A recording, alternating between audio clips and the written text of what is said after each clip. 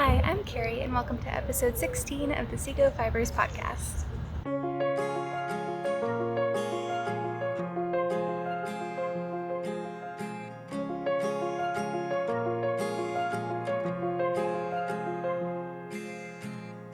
Gravel road, I've been asked to slow down. Fireplace, do you know how? Piles of paper, my desk is out.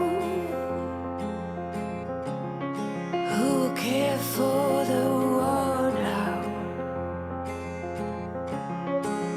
Rest with me, close to curtains, brew some herbal tea.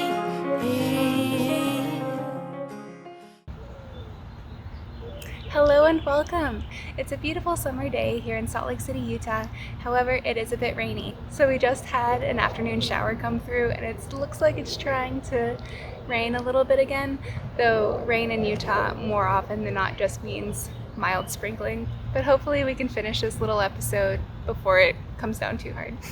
We've had such nice weather lately that I just wanted to sit outside and bring you with me and cut some flowers before they all expired. So we have a hydrangea, some roses, and raspberry and blackberry in the back. Mainly what I want to show you today is my work in progress. I don't have any finished objects or new yarn or anything like that. It's just a whip and actually something cool to show. So let's get into things.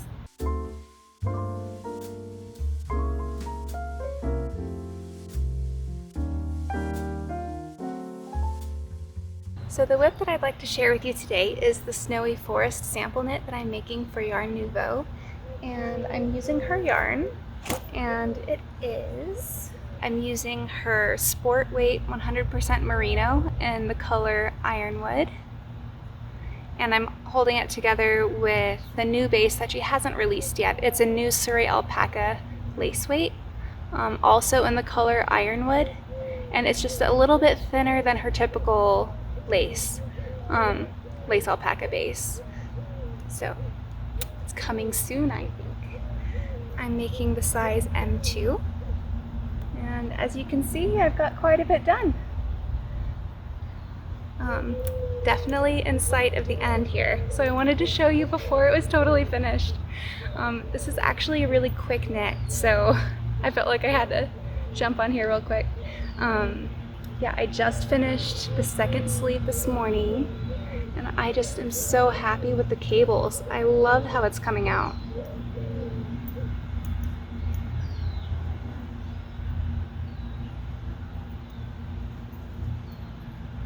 It's the same on the back.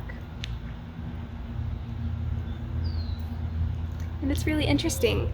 In the pattern, the designer specifically says that the cabling motif is kind of off-centered on purpose to give it a more dynamic look, and she has a tip on there. If you want it to be symmetrical, you can do that too, but the default is to have a slightly asymmetrical yoke, and so since that's the default of the pattern, I'm making it that way, and I think it looks really nice. The fabric that the yarn is creating is so beautiful. I'm really happy with it. It's a much looser gauge than I would typically do, but I did get gauge for the pattern, and I'm so happy with it. You could say I'm definitely converted to looser, airier gauges. Like, I see the appeal now. The drape and the softness is unbelievable. So for this one, I'm using 7mm needles for the body and 6mm for the cuffs and hems and things. Something interesting about the pattern is that there are no short rows, so the sweater is exactly the same, the front and the back, so it doesn't really matter which way you put it on, it's the same fit. It also comes in a cropped length and a regular length. So far I've knit the cropped version, and this is how much of the body you're supposed to knit and then start the ribbing. So Alicia from Yarn Nouveau requested somewhere in between the cropped and the regular length, so I'm gonna add 1.5 inches to the body before I do the ribbing and then see where I'm at there, and if it seems like it's a good regular-ish in between size, then I'll go ahead and start the ribbing. but this has been such a fun and enjoyable knit. Like I said, it's gone so fast. A lot of my spare time has been like intermittent, and so I've been doing multiple things during like my kids' nap time. So I haven't been working on this as much as I could have, and it's still flying. You could easily knit a sleeve in a day. The yoke is probably the longest part, but it's also the most fun. And the cabling stitches are just so pretty. Like I like that fishbone looking one in the middle, and then you have like the horseshoe ones, the really big ones. I love how they grow.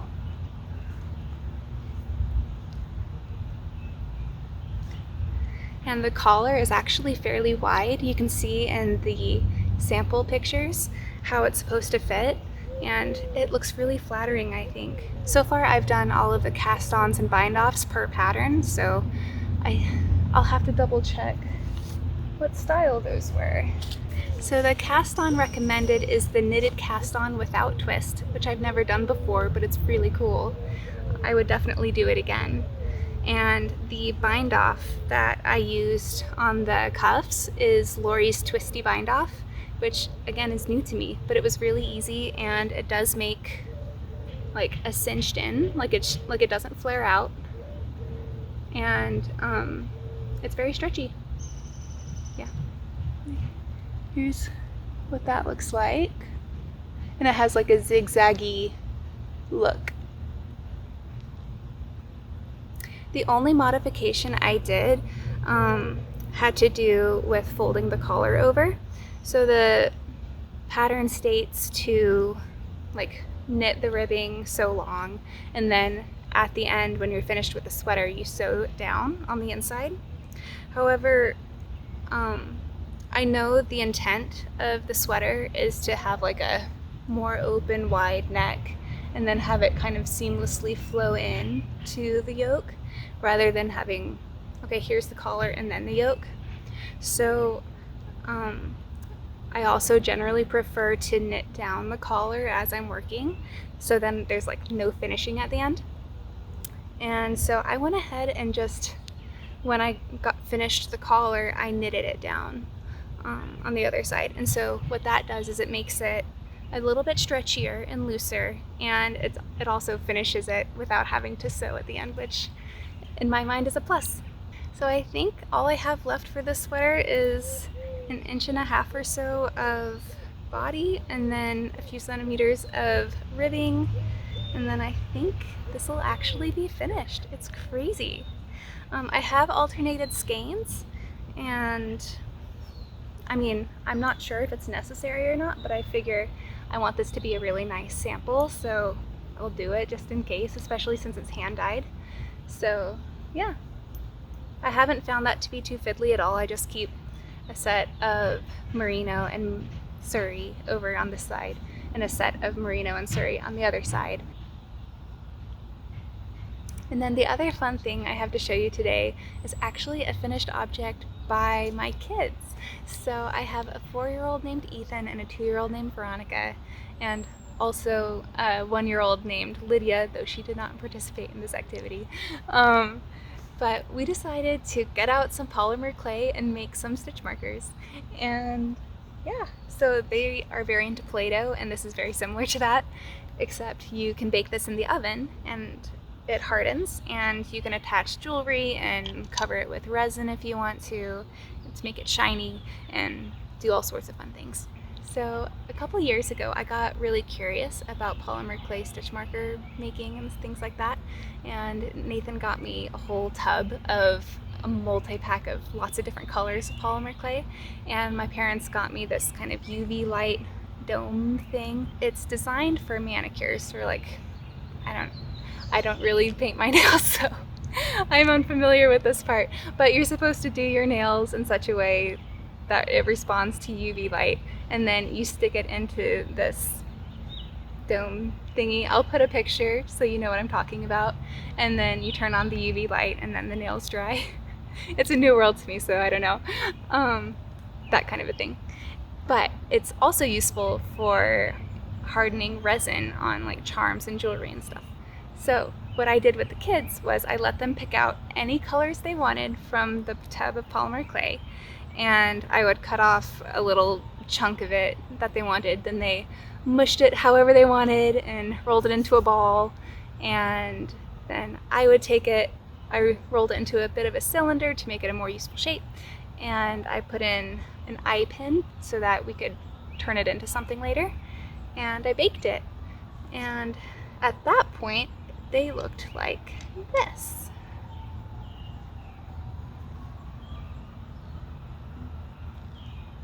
So here's one of them.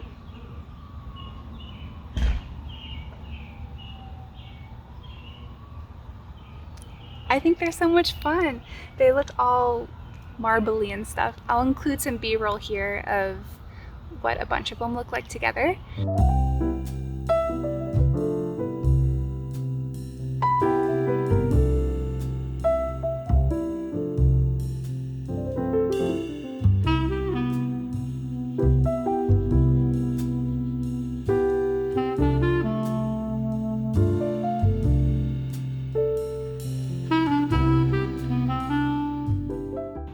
Then after we baked them, I painted on some UV resin. You can pick this up from like Michael's or Hobby Lobby or Amazon, any place like that, general crafty stuff. And I hung it inside the manicure UV light thing, and it got all nice and shiny and hard. And then I attached some hardware to it, and it looks like this. So it's a nice little stitch marker. The hardware I just found on Amazon, and these are actually earrings. These are like, I think they call them like French lever back earrings. They're circular, which I prefer, and I like that they open and close so I can use them as like progress keepers as well. And I also picked up like 10mm jump rings that you can use as actual stitch markers. So I put those on the smaller ones that they made. And my favorite one is this one, which I'm using on the sweater. And it's my favorite because Ethan made it totally himself. He's like, "Mom, please don't cut clay for me. I'm going to pick it off with my fingers and I'm gonna mush it together." And he got so many colors and it was fantastic. And he was so proud of himself for making this. And yeah, so this one will get used a lot. But yeah, I would recommend that if you have a kid in your life and you're looking for something to do. It's really fun. You can make it as simple or as complex as you want to. I've acquired crafty things over the years, little by little, and so at this point it's like, hey, yeah, we could totally do this. And so it's been a lot of fun to get it out and just see where they go. So my mom actually had a birthday recently, and so I asked them to make her some special charms. And so my mom's favorite colors are blue and green, and so I asked them each to make some that were kind of had like a blue and green base, and then on top of that they could put whatever colors they wanted. And they each kind of made their own set. And so Ethan made this series with kind of lighter pastel colors. I thought those were really fun. And Veronica made this series, which are a bit darker and more kind of moody, which also came out really pretty. So it's just fun to see like what mood they're in, what colors they gravitate to, how they put them together. I think how they put the colors together is my favorite part because like I'm aware of color theory, and it's like, oh, technically this goes with that and that doesn't go with that, and so I have all these rules in my head about what you're supposed to do and what you're not supposed to do with color. But a 2-year-old and a 4-year-old have no idea about this. They just pick whatever they want and go with it, and they just mush it together how they feel, and it's so much fun to see how it comes out. And Veronica made this one with a bunch of like orange, brown, and peach colors. And it's fun to talk to them about like, oh, this color is named that, and that color is this. She also made this one and put some dark green in there. She's been really into dark green lately, so that's kind of fun. And then this one Ethan made, and so he was putting together lots of like blue and green and maybe a little bit of, it's kind of like a maroonish burgundy purple thing. So I was like, okay, I'm liking where this is going. This is cool. And then he asked for red and lots of it. And I was like, what? This is a weird combination. I don't think this is gonna look good. But I went ahead and got it for him anyway, and I think it came out really fun. I really like it because it's unexpected, and yeah, it just has some cool energy to it. And yeah, so I love the discovery and the really novel new like color pairings. I think it's really fun. And I have a tip if you do this with kids, or if you just do this by yourself. If you put together a combination that maybe it only has like 3 or 4 colors in it, and you're kind of like, this looks super basic, or I really don't like how these colors got put together, or it needs some oomph. I found like a good trick was, okay, take the little ball of color that's kind of meh, and then make a snake out of it, and then kind of fold it over a couple times, and then roll it into a ball again, and it'll get more marbled, and the colors will start running into each other more, and it'll create thinner layers of color. And so you can do that a few times if you want, and you can get some really thin layers of color, like in this one. And I think the colors become a lot more interesting. They can kind of look marbly or like a geode. All sorts of stuff. And so if you get like a really weird combo, just keep mixing it together more and more, and it'll muddy in a good way. And who knows, it could get interesting. So yeah, I just wanted to hop on here real quick and give you a little update on how the snowy forest was coming, because I'm going to finish this really soon, and I'm going to be giving it back to Alicia, so I just wanted you to see it before it was done and before it left my world. She is going to be taking this to Flock Fiber Festival up in Seattle, so if you're in the area, you can go have a peek and see this for yourself. I definitely recommend checking out her yarn. It's so beautiful, and she has the best color palette.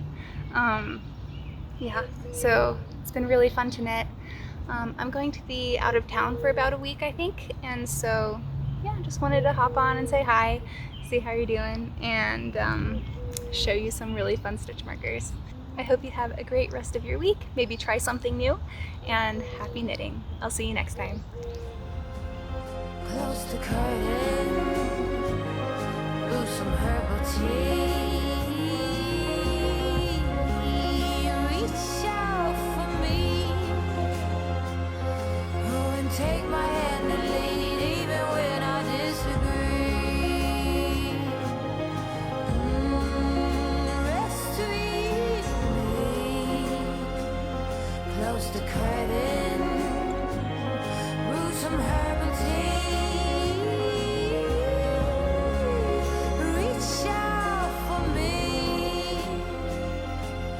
Take my hand.